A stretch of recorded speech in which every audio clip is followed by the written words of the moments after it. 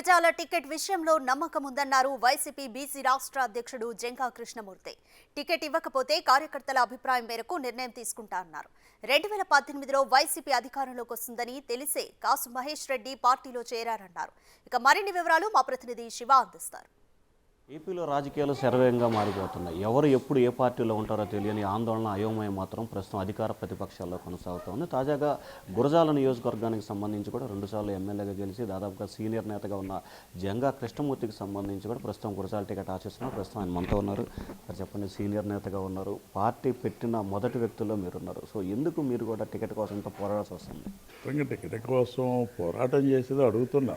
పోరాడే పరిస్థితి పార్టీ నిర్ణయం. ఇప్పుడు ఎందుకంటే బీసీగా నేను 2 పర్యాలు ఎమ్మెల్యే చేశాను. తర్వాత దాదాపు 35 సంవత్సరాల పాటు కూడా ఆ నియోజకవర్గ ప్రజలకి, ఆ చుట్టుపక్కల ప్రాంత ప్రజలతో అవినాభావ సంబంధం ఉంది కాబట్టి అధిష్టాన్ని టికెట్ ఎవరు కోరుతున్నాం. సార్, అంటే ప్రధానంగా చాలా నియోజకవర్గాలకు సంబంధించి అవినీతి ఆరోపణలు, గ్రూప్ తగాదాలు ఉన్నాయి. కానీ గురజాల్లో గ్రూప్ తగాదాలు ఉన్నాయి, అవినీతి ఆరోపణలు ఉన్నాయని ప్రతిపక్షాలు ఆరోపణ చేస్తున్నాయి.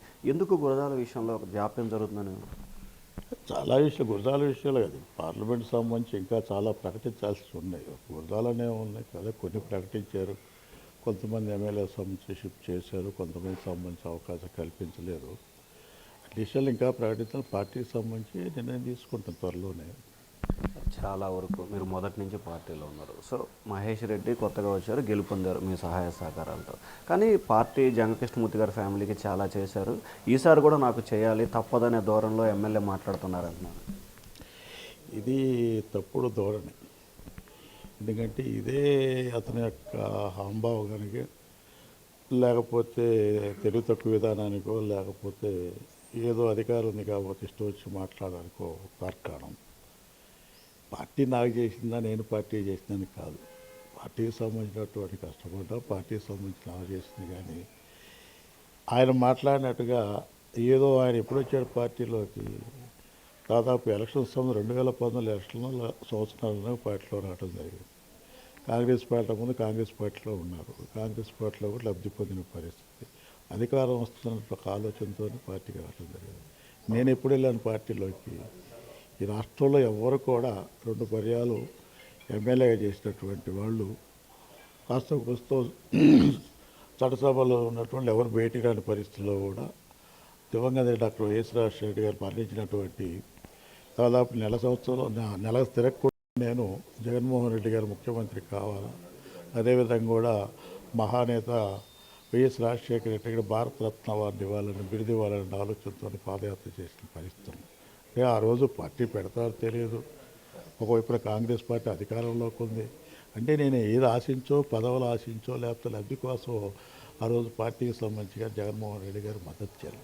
నువ్వు వచ్చావు, కాకపోతే 2014 వస్తాను రాకుండా కూడా అధికారాన్ని చెలాయించి చివరికి అధికారం వస్తున్న ఉద్దేశంతో 2019 సంవత్సరాలు ముందు వచ్చా కానివ్వండి, నేను రాని పరిస్థితి. నాకు పదవులు అంటావా, నేను దాదాపు 1988లోనే నేను సర్పంచ్ చేశాను. అక్కడ కాంగ్రెస్ పార్టీలో ఎమ్మెల్యే చేశాను. పర్యావరణ సంబంధించి ఎమ్మెల్సీ సంబంధించి కూడా నాకు సంబంధించినట్టు జగన్మోహన్ రెడ్డి ఎమ్మెల్సీ సంబంధించి కూడా ఇవ్వటం జరిగింది.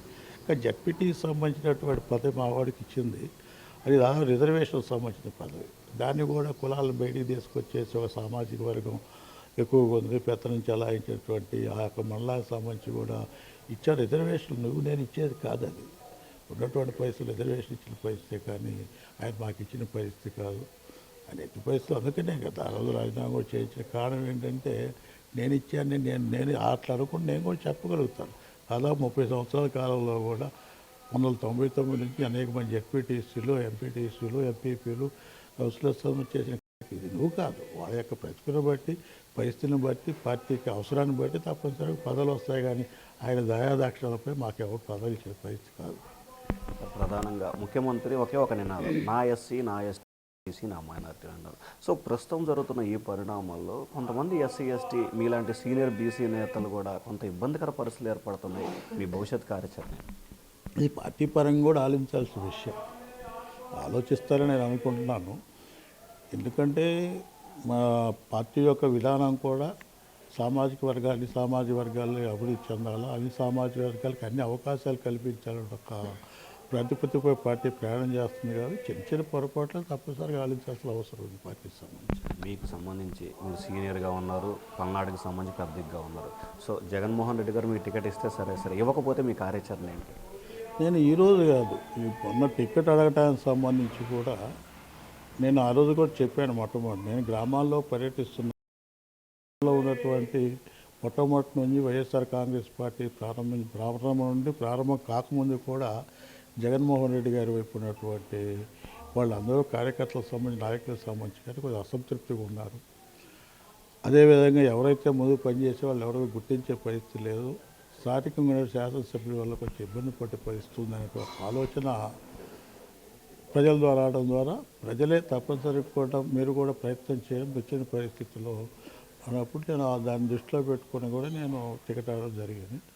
ఒకవేళ కాదన్నా ఉన్నటువంటి పరిస్థితి తర్వాత విషయం వాళ్ళు ఏదైనా విషయం లేదు, నాకైతే ఇస్తారంటే ఆలోచన అంటే ఒక అవకాశం ఇస్తే ఆలోచన ఉంది. లేని పరిస్థితుల్లో ఉన్నటువంటి యొక్క కార్యకర్తలు నాయకులు అందరూ సమావేశపరిచి వారి నిర్ణయానుసారం మసలుకుంటారు. మొన్న మీరు ఇటీవల పార్థసారథిని కలవటం, పార్థసారథి వెంటనే మీరు భేటీ అయిన తర్వాత లోకేష్ని కలవటం, దీంతో రకరకాల ప్రచారాలు జరుగుతున్నాయి. నేను పార్థసారథి గారిని కలవటం ఎలాంటి ఏదైనటువంటి ఏదో పార్థసారథి గారు ఈరోజు గారు నాకు మొట్టమొదటి కర్తీ కోసం కలిసే కానీ దానిలో ఎలాంటి రాజకీయ ప్రాధాన్యత లేదు. మొత్తం మీద చూసుకుంటే ఆంధ్రప్రదేశ్ రాజకీయాలు చెప్పుకున్నట్టు కూడా ఖచ్చితంగా తాను ఏదైతే ముఖ్యమంత్రి జగన్మోహన్ రెడ్డికి అనుగుడిగా ఉన్నాను, పార్టీ పెట్టనప్పుడు కూడా నేను జగన్మోహన్ రెడ్డి కోసం ఆయన కుటుంబం కోసం పాదయాత్ర చేశాను, ఖచ్చితంగా జగన్మోహన్ రెడ్డి నాకు న్యాయం చేస్తారని చెప్పి ఆశిస్తున్నానని చెప్పి ఎమ్మెల్సీ జంగేష్మూర్తి అన్నారు. Vote studio.